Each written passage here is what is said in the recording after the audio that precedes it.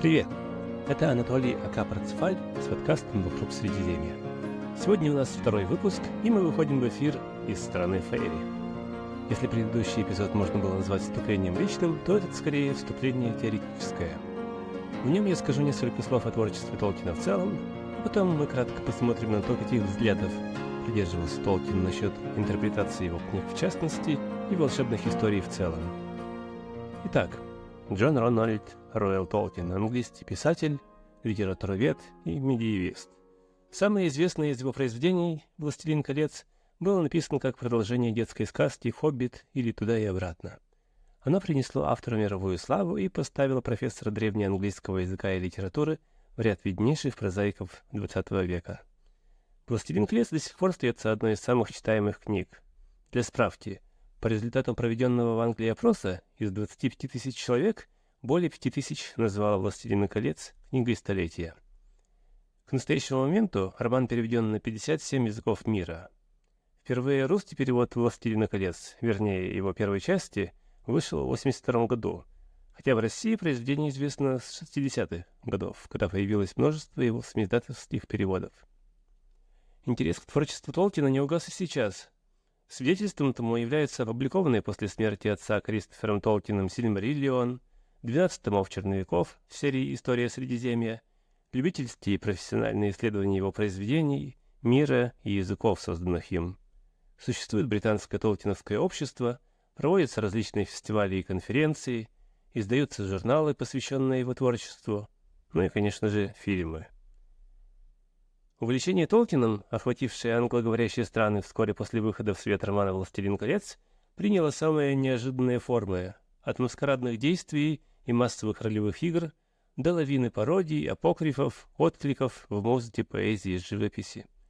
Полвека спустя «Властелин колец», книга, в которой нет ни слова о сексе, но есть 6 историографических и лингвистических приложений, согласно последним статистическим данным, занимает 5-е место в числе наиболее читаемых книг мира. Творческое наследие Толкина изумляет своим разнообразием, и крайне трудно выделить в нем одну грань, доминирующую над остальными. Настолько неразрывно слились в авторе профессиональный лингвист и вдохновенный мифотворец. В своих художественных произведениях он выступает придирчивым и пристрастным языковедом.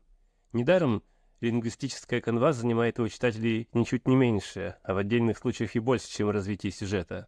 Недаром серьезное научное общество посвящает себя изучению искусственных языков, в которых воплотились представления о мире, описанных Толкином рас. В работах лингвистического характера поражает его умение постичь через языковой материал художественный замысел автора и заставить взглянуть на привычные произведения безымянных англосаксонских бардов с новой неожиданной стороны. Увидеть в них не только тексты, подлежащие изучению к экзамену, но самобытные миры во всей их первозданной яркости. В России широкая популярность творчества Толкина берет начало на рубеже 80-х и 90-х годов, когда в издательстве «Радуга» был полностью напечатан перевод «Властелина колец», выполненный Муравьевым и Кистяковским, а в ленинградском издательстве «Северо-Запад» перевод Григорьевой и Грушецкого.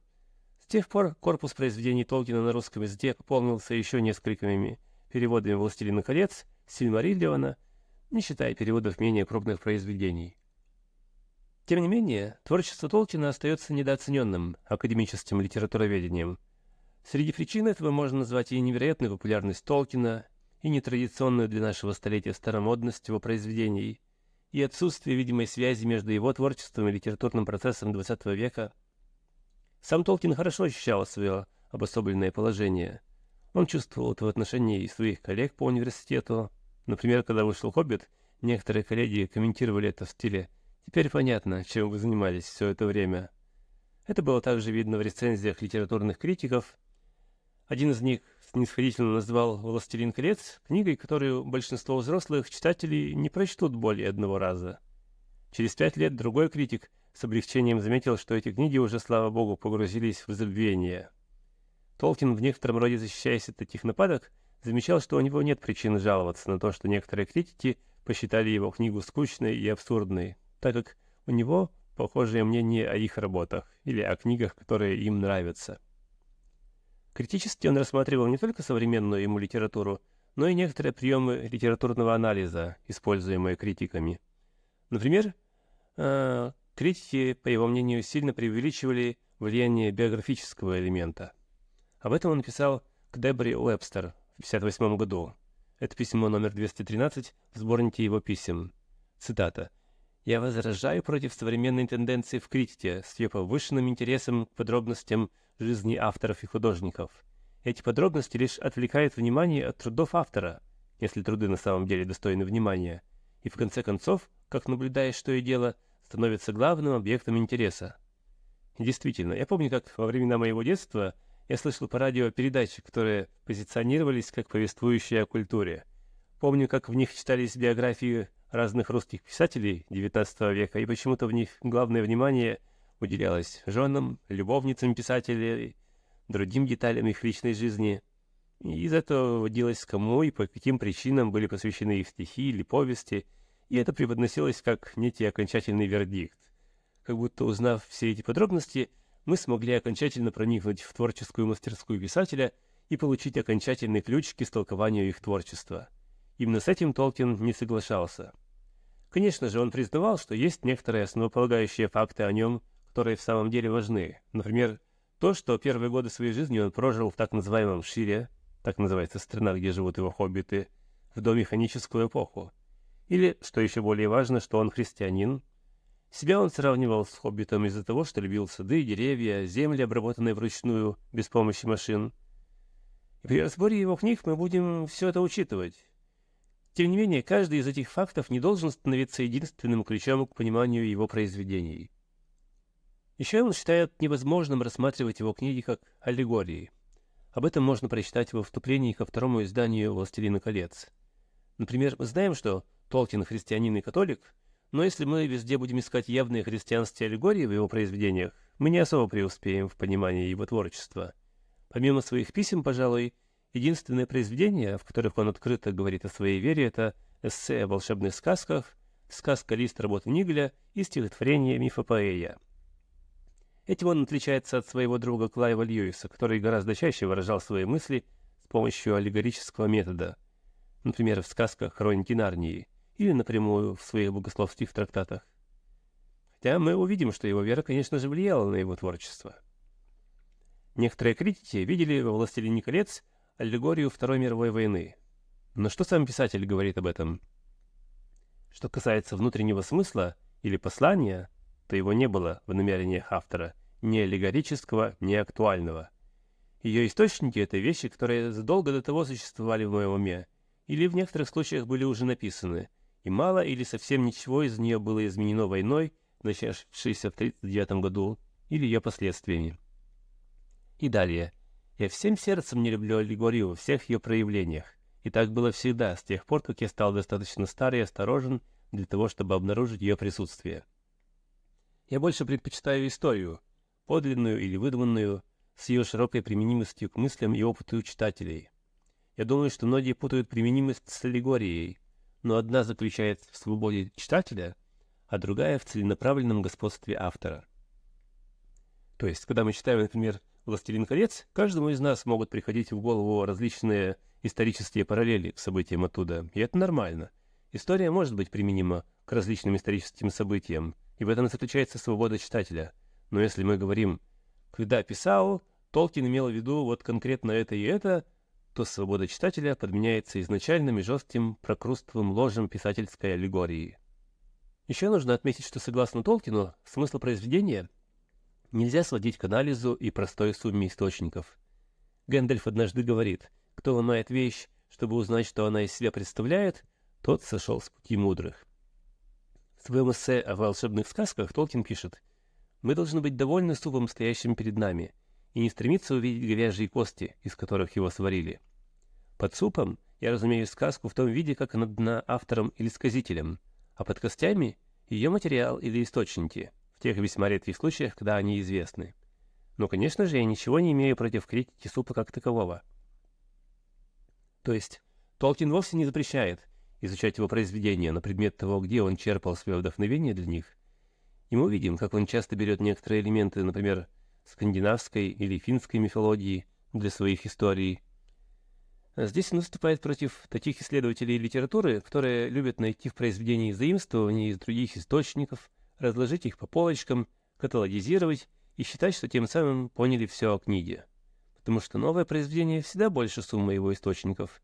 Оригинальные слагаемые в нем взаимодействуют друг с другом, как в супе, формируя новые темы и идеи, образуя новое блюдо с его собственным вкусом. Что все эти подходы имеют между собой общего, так это упрощение замысла автора. Мы берем один или несколько элементов и думаем, что это дает нам какой-то универсальный ключ к пониманию истории. Но что же такое хорошая волшебная история в понимании Толкина, и как он старался писать свои? Для начала нам нужно ответить на вопрос, для кого предназначены сказки. Принято считать, что для детей. Но Толкин совершенно не согласен с этим представлением. Дети, по его мнению, не питают особой склонности к этому жанру.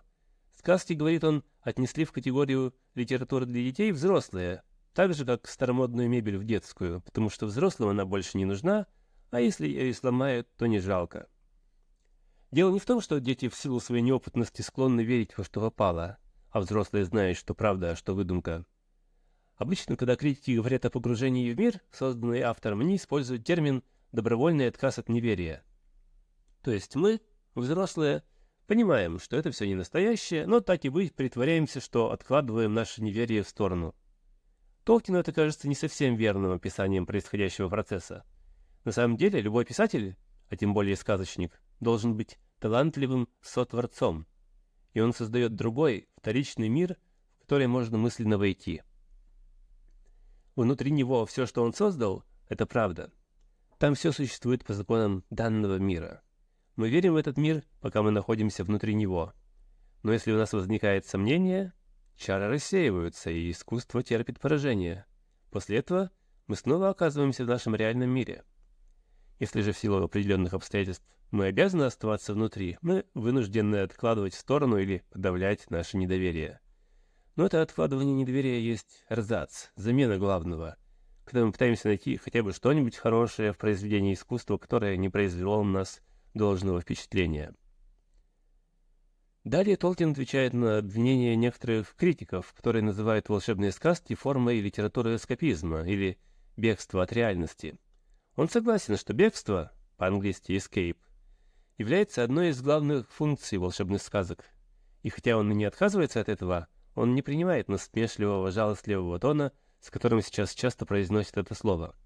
Он говорит: в том, что заблуждающиеся любят называть реальной жизнью, избавление или бегство, очевидно, нередко очень полезно и может даже оказаться актом героизма.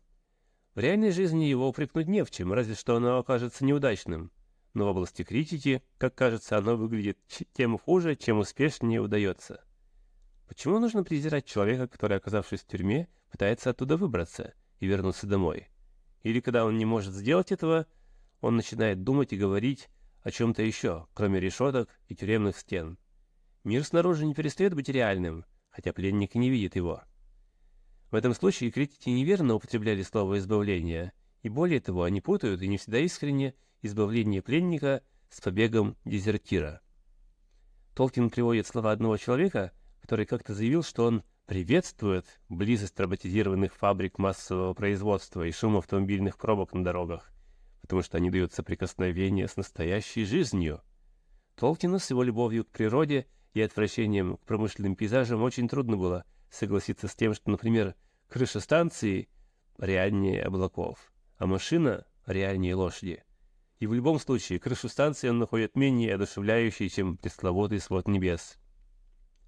Но есть также другой, более глубокий уровень эскапизма, о котором напоминает нам писатель. Есть вещи более жестокие и страшные, чтобы бежать от них, чем шум, зловоние, безжалостность и расточительность двигателя внутреннего сгорания. Существует голод, жажда, нужда, боль, горе, несправедливость, смерть.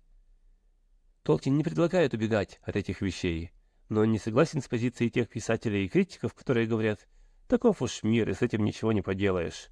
Он состоит из насилия, лжи, грязи и тому подобного. Поэтому, чтобы литература была по-настоящему реалистической, она должна писать обо всем об этом. Она должна принимать эти вещи. Но Толкин бы сказал: да, мы признаем, что такие вещи существуют, но мы отказываемся считать их нормальными. Мы противостоим этому, хотя бы и только в литературе, не принимая в себя нормальность этих вещей, не соглашаясь с ними. Утешение волшебных сказок имеет еще одно назначение, которое Толкин называет утешением счастливого конца. По его мнению, все законченные волшебные сказки должны иметь его. Он называет его «эвкатастрофа». Приставка «эв» по-гречески означает «добрый», «благой». Радость счастливого завершения, или, можно сказать, хорошая развязка, внезапный счастливый оборот, эта радость – это одна из тех вещей, которую волшебные сказки могут производить в высшей степени хорошо. И это не является, по сути, эскапизмом или бегством. На этом стоят волшебные сказки или другой мир, внезапное и чудесное милосердие, на которое никогда не рассчитывают. Это не отвергает существование дискатастрофы, плохой развязки, горя и поражения. Их возможность необходима для радости и освобождения. Эвкатастрофа отрицает всеобщее конечное поражение и в конечном счете является евангелической, дающей мимолетный знак радости за стенами мира. Это знак хорошей волшебной сказки, она дает ребенку и взрослому, который слушает ее, когда наступает перелом, ощутить, как перехватывает дыхание, как замирает сердце, почти со слезами. Толкин говорит, что каждый автор, создающий свой вторичный мир, каждый желает хоть в какой-то мере создать нечто настоящее или надеется приблизиться к реальности, надеется, что особые свойства вторичного мира хотя бы частично принадлежат реальности. И если это так, то это ощущение радости, выдавшейся фантазии, может быть объяснено как внезапный проблеск подспудной реальности или истины. Многие читатели Толкина, я думаю, могут засвидетельствовать, что переживали это острое чувство радости, когда читали его книги. И если верить Толкину, это дает нам основание полагать, что оно происходило от нашего соприкосновения, пусть даже частичного, с чем-то действительно важным и истинным. На этом я заканчиваю второй выпуск подкаста о Толкине и его творчестве. Это был Анатолий Акапарцфаль на прямой связи из страны Фейри. И надеюсь встретиться с вами в ближайшее время, но уже в Средиземье. Свои мысли, пожелания и вопросы вы можете, как обычно, прислать на адрес email info@tolkien.blog. Я буду рад получить их. Ваня Сулия. Попутного ветра.